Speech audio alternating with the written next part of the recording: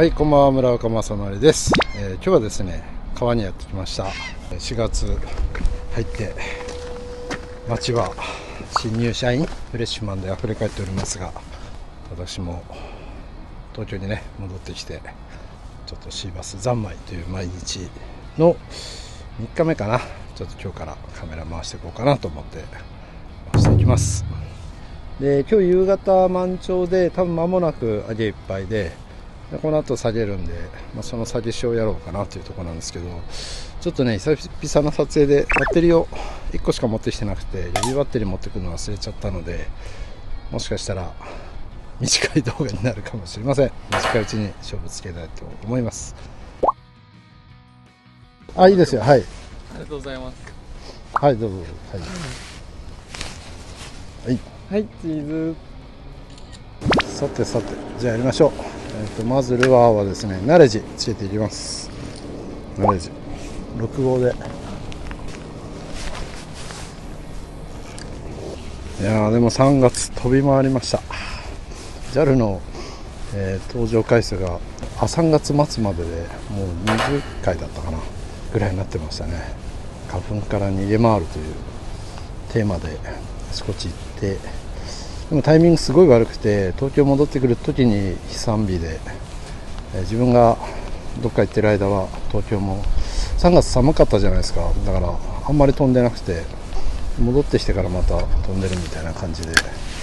お金と時間をかけた割には花粉から逃げられてないという2024年でしたね。で、来年はね、もう逃げ回る作戦じゃなくて逃げっぱなし作戦ということで、一応沖縄本島にしようかなと思ってるんですけど、1ヶ月くらい行ってみようかなという、もうすでに各方面に打診して、1ヶ月いなくても大丈夫でしょうかっていう感じでやったとこ、皆さん渋々快諾いただきまして、来年1ヶ月いますんで、その時期ね、沖縄に遊びに来てくれる方、一緒にジョインしてくれれば嬉しいです。さあ、だいぶ満ちてね、これちょい190台かな。雨降ったんだね。増水してますかね。ちょっとナレージ6号をフルキャストして普通に引いてもボトムに触らないで、沈めに行きたいんだけど、こうね、縦に沈めに行くと根がかっちゃいますからね。できれば横に引きながらボトムに当てたいんだけど、怖いね。いきなり根がかるよりは根がかんないように。これだけ濁ってのと暗くなってきたんで、結構中層でも当たりそうだけどね。あんなにいた稲子が全くいなくなってて、雨でどっか上行ったんですかね。上がったのかな。この界隈に一つ巨大な稲子の群れがいて、それにね、でかいスズキがついてるんですよね。自分はボートでしかちょっと狙ってなかったんだけど、かっぱりなんかでもう狙える位置に毎日どこかにいるんですよ。で、結構上の方行ってたり、上の方のちっちゃい川の中入ってっちゃったり、ちっちゃい川の中入った時はちょっとしたフィーバーにもなったりして、でも一雨で出てっちゃったりして、なんかつかめてる人は追っかけてなんとか超過を重ねてる人ですかね。とか、この辺はね、いろんな人が来るんで、たまたま遭遇していい思いしてる人も結構いるようですけど、シーバスの自撮りチョコ久々だから、どんな話をしてたんだっけ。いつも状況は話して、今は実潮ですよ、もうすぐ止まりますよ、フェイクいませんよ、ハクがいるはずだけどそんなにいませんよ、全然いませんよ。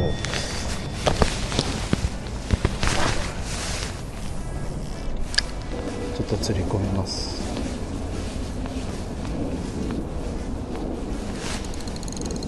あ、しったぞ。だよ。さあ、でもこれスレ、スレです。チヌのスレかな。炊き上がりにいますね。ちょっと移動。タックル紹介してね。今日はね、ハイローラーです。風神ゼータの、ハイローラー 103ML で、リールが、ダイワのエグジストですね。LT4000 で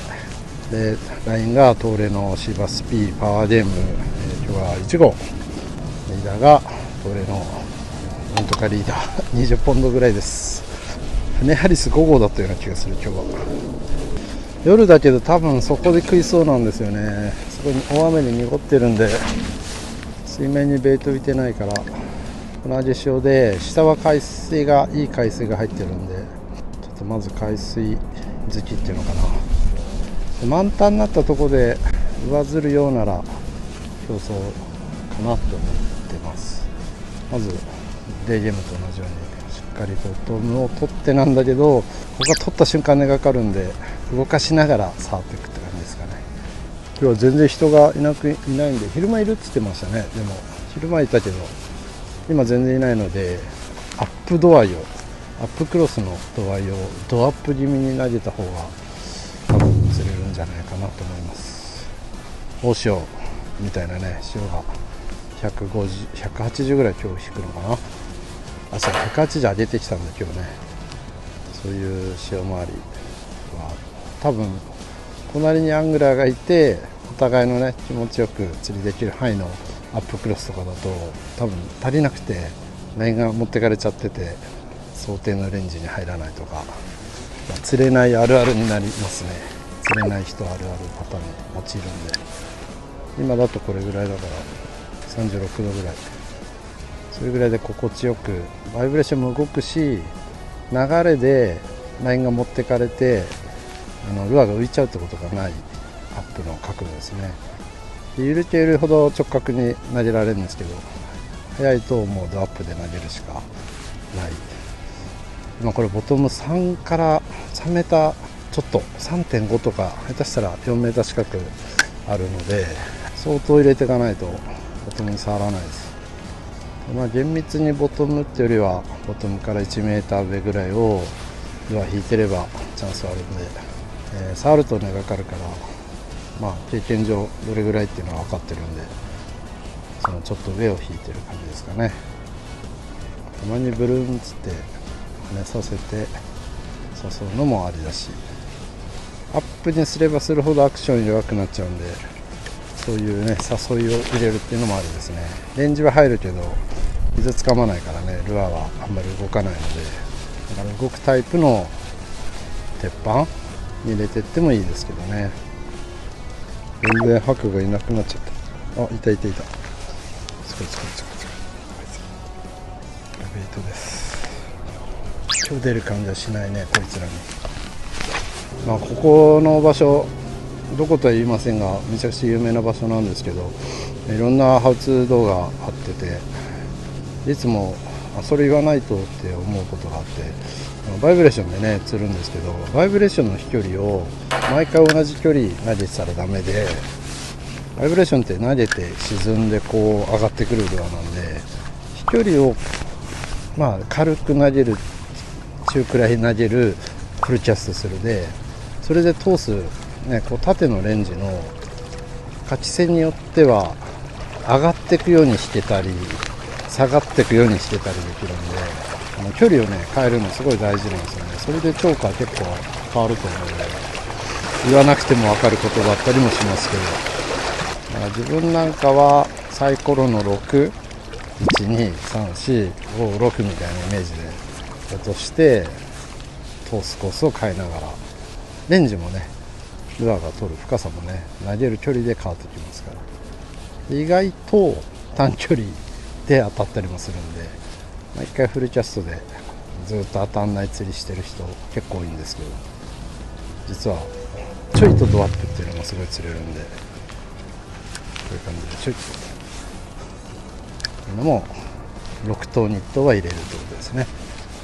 明らかにそうやってると魚の場所が見えてきたりライトが集中するんですよ。そうしたらそこだけ固め打ちして、で他をたまにチェックするぐらいでねやったりもできますから。さあ潮止まってきた。いやーなんかでもいろいろ1ヶ月半ぐらいかな、すごいいろいろありました相変わらず私忙しいというか激動と言いますか、毎月激動っつってて全然激動感ないんですけど、気苦労したような案件もあって、嫌な意味じゃなくてハッピーエンドで終わったんでよかったんですけど、いやーよかったみたいな話もねあって、そのうち公になってくるんじゃないかなと思いますけど、契約の話とかもねいろいろありました。ブルーブルーもまた大型新人って言わないな、大型契約一つもうすぐ発表ですね。あとはまあ結構土地買ってね、堤防買ってみた動画の堤防の場所なんですけど、今絶賛大工事中で、ほぼ地ならしが今月終わるんですけど、そこからコンクリ土間コン打って、基礎やってって言っていろいろ始まっていく予定です。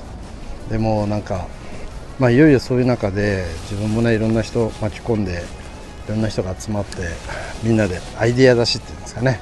やってるんですけど、非常にこう優秀なクリエイターが集まって、特にレストランなんかはこの人たちと組んだら間違いないんじゃないかみたいな人たちが集まって、今いろんなこう構想を練ってるんですけど、なんかその人たちの前でこの間自分のちょっと心境を伝えたんですけど、自分がこの年まで自分は過去ね何個かな、7個ぐらい新規事業の立ち上げやって、うまくいかなかったなっていうのは2つ、完全にダメだったんで畳んだのが2つ、あとはうまくいったんですよね。で会社も大きくなったわけですが、なんていうかな、もうここまで来るとお金のためとか名誉のためとか権力とかそういうんじゃなくて、純粋にこれからの自分があとどうやって楽しく生きるかっていう時にやっぱり燃える新規事業燃えるんですよやっぱり。でそれをね頑張ろうと思って、で何やろうかってとこでこういろんな運命的な出会いで土地に出会いビジネスに出会いって感じで始まるんですけど、そのね集まってきた人たちが優秀すぎて、その人たちとやってったら間違いなく成功するんですけど、成功させたいんじゃないんですよね。こう一個一個をめちゃくちゃ苦労しながら正解を見つけていって、で最終的にすごいじゃんって多くの人が喜んでくれるサービスに仕上げていきたいんですよね。だから、カンニングじゃないけど、富士山で言えばもう最初からエスカレーターがあるんですよみたいな、どうぞ使ってくださいって言われてる感じで、いや俺は富士山に徒歩で登りたいんだよなみたいな、そういう心境なんですよね。でその自分のモヤモヤのまんまやってもそれが余計良くないのも分かるので、この間その集まったクリエイターさんたちには自分がそういう思いでちょっと今モヤモヤしてるって話を伝えて、そこでねなんか逆に言えばそのメンバーだったら自分が想定してるその成功っていうのかな、このビジネスはここまでやればいいよねっていうところのもう一段二段上の世界見せてくれるなら共に登りたいってね思うし、そんな展開をちょっと期待してるところですね。自分は結構新規事業は全くの異業種参入で入ったケースが過去3つぐらいあるんですけど、もう何も知らないから遠回りするんですよ。お金も損してるだろうし、全然見当違いなことやってたりして、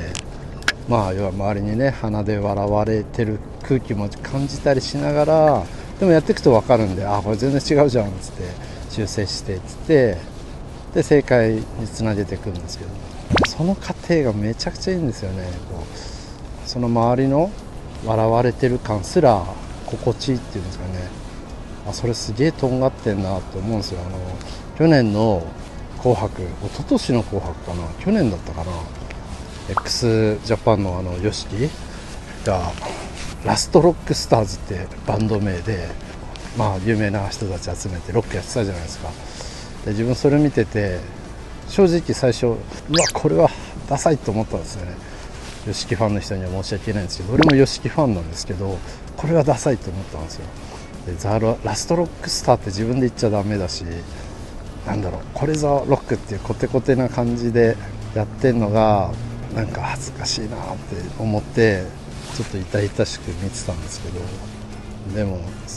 それが挑戦してる姿なのかもしれないんで、いかんなって、それを笑ってる側に回っちゃダメだよなって後で反省したんですよね。挑戦してる時って滑稽なんですよ、どんなジャンルでも。でみんなに笑われるし意味不明だし、でもねそこから成し遂げ出すとなんか急に評価が変わるんですよね。でその評価が変わる瞬間も快感なんですけど、それも若い時はねそれがすごい自己承認につながるんで、一度二度経験した方が絶対いいなっていう感覚なんですけど、この年になると別にその承認も別に欲しいわけじゃなくて、純粋にその苦労しながら本当こう世の中のニーズに合ったサービスだったり製品に仕上げていく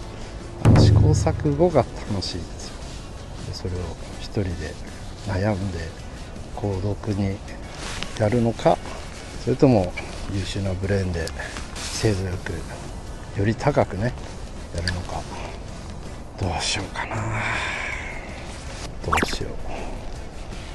さあちょっと満潮潮止まりなんでね、若いよダメですね。30分やってリーダーに一つも傷がついてないというのは満潮時とはいえ攻めてないですね。じゃ釣れません。はい、行きます。スーさんです。ブルーブルーカラー、ブルーブルーカラーですけど、ブルーブルーのルアーではなく邪道のスーさんです。ちょっとスーさんで岸際、人が増えてくる前に岸際通してどんどん移動してみようかな。ちょっとねここにライトつけてるんであんまり動くとちょっと悪い感じはするんですよね。人と人の間入るとかいうのもねちょっと声かけないとって感じなんで、ここでつけてやってる分には後から来るわけですから特に何も言われないと思うんですけど、そういえば東北フィッシングショーがありました。3月30、31日でね土日2日間、あってもうすごい人でしたね。多分1万人ぐらい来られたんですけど、もう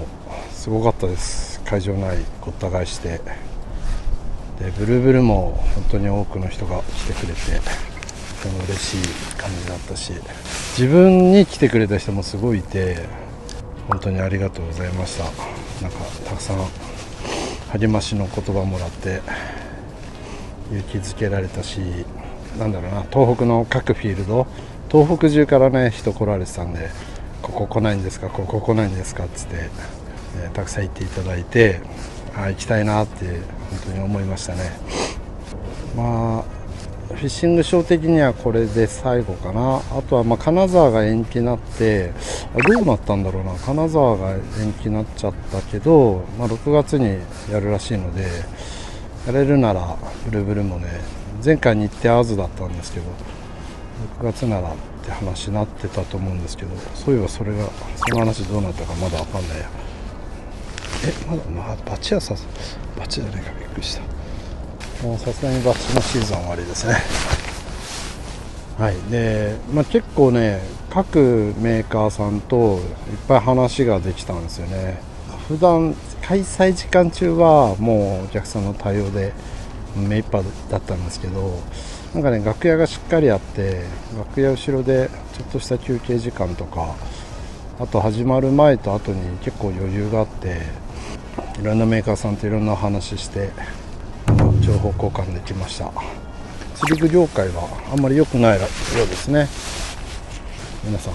結構数字を落としてるって話してて、でやっぱどうやっていくかっていう話で、でもやっぱり魚が釣れればわーっと釣り人が増えるのもあるんですけど、やっぱ釣り場の問題とかいろいろな問題をちゃんと一個一個解決しないとだし、なんか釣りも細分化しすぎていくというか、敷居を上げすぎてたりとか、もっと純粋に子供がスッと入ってきてスッと楽しめる釣りっていうのを原点的なね釣りとかもっともっと力入れてってもいいんじゃない。そこはもうなんか業界としても力入れるというよりはその地域その地域のポテンシャルにね任せっきりみたいなことあるんですけど、やっぱ確実に川が痩せてて全国的にハゼもね、ハゼなんてもう死ぬほど釣れる魚だったのに最近はね下手こくと釣れなかったりするような釣りになっちゃったりして、でなんだっていうとやっぱ農薬のね問題とかも明るみになってきたりしてて、でもやっぱ釣り業界としてはもっとめちゃくちゃでかい声で怒ってっていいと思うんですよね。で一応後ろに水産庁がいるわけですから、農林水産省の水産部門として、でも農業部門にこの農薬どうなんだっつって真実をね、本当かどうかまだわからないけどそういう学術が出て、実際自分もそういう論文とか講演のね YouTube の映像があるんですけど見ましたけど、この論理、そこに集まってるデータだけ見たらこれと考えるのが妥当だろうなっていう、これが長年小さい魚とか生き物を殺しちゃうんですよね。ヤゴだったり糸ミミズだったり、そうすると結局餌がないからちっちゃい魚が育たない、増えない、そうすると中くらいの魚も育たない、増えないっていうね、もう食物連鎖の底辺を壊してんじゃないかって思いをすごい強くしましたね。意外と釣り業界の人は真面目で、そういう話をするとみんな熱くなって、休憩時間ほったらかしで楽屋で熱く語ってたタイミングもあるんですけど、なんとかしたいですよね。なんとかしたいけど自分一人じゃ力が足りなすぎて、もっとねなんか大きな力持ってる人たちがもっとでかい大きな意識でやってくれたらって思いもあるし、でもそれは他力本願なんで、自分自身がもっと大きな力が欲しいって思ったりもするし、でもそんなこんなでねめちゃくちゃ楽しかったです。東北フィッシングショーだから自分もね楽しかったんで、休憩時間返上してずっと表でサイン書いてましたね。マックス日曜日の午前中2時間半ぶっ通しで立ちっぱなしでブルーブルーのブースからめちゃくちゃ長い列を延々処理してました。でもそれはすごい幸せなことだから幸せだなって噛み締めてやってましたね。そうだね、ちょっとバッチ見に行ってみよう。試合のうちに1本でも出せれば。昨日全くダメだったんだけど今日は暖かかったんで公安鉢出てればいいよね。はい、運河筋来ました。ナザミンの120ですね。荒岡さんテストサンプル。ナザミンですね。じゃあアンダーハンドで、ここアンダーハンドキャスト限定の場所です。オーバーハンド禁止、ルールは厳守。ライズかな。アジだ。アジがいる。へえ、いいんじゃないですかね。アンダーハンドキャストも頑張って覚えていくと、そうですね、どれぐらいかな、オーバーハンドの7割ぐらいは誰でも投げられるようになると思うんですよね。でしっかり鍛錬していくと85% ぐらいはいけます。100% やっぱ無理なんだけど、できるようになっていくんで、多分今後東京湾なんかは公園利用者のね共存の公園側のね管理方針の中で、釣り人は振りかぶらない、こっちに、竿を入れないっていう、そういう利用で釣りのね利用ができるっていう。で釣り禁止のとことアンダーハンドでやってくれるならいいよっていうところに2つに収まってきそうですね。で都立公園は結構自由なとこも多いんですけど、区が管理してるとこなんかねそうなりそうな流れです。もうそれはね本当だったら全部釣り禁止になっておかしくないぐらいなんだけど、やっぱ結構ね日朝新さんとかいろいろ言ってるんですよ。やっぱりちゃんと活動してて行政にねこう申し入れしたりして、でその後ろには僕ら釣り人の何千人っていう公園利用者の声として届いてるので、公園管理側も実際特にこの公園なんて散歩で来る人1日50人釣り人、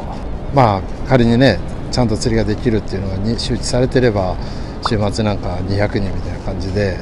公園側も人が来てこその公園なんで、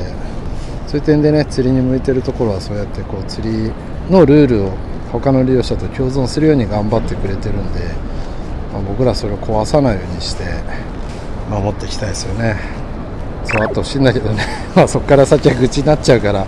コメント欄でも皆さん書かないでいいですよ。もうね、そこからそれはそうなんだけどってところですけど、やっていきましょうよ、みんなでね。全然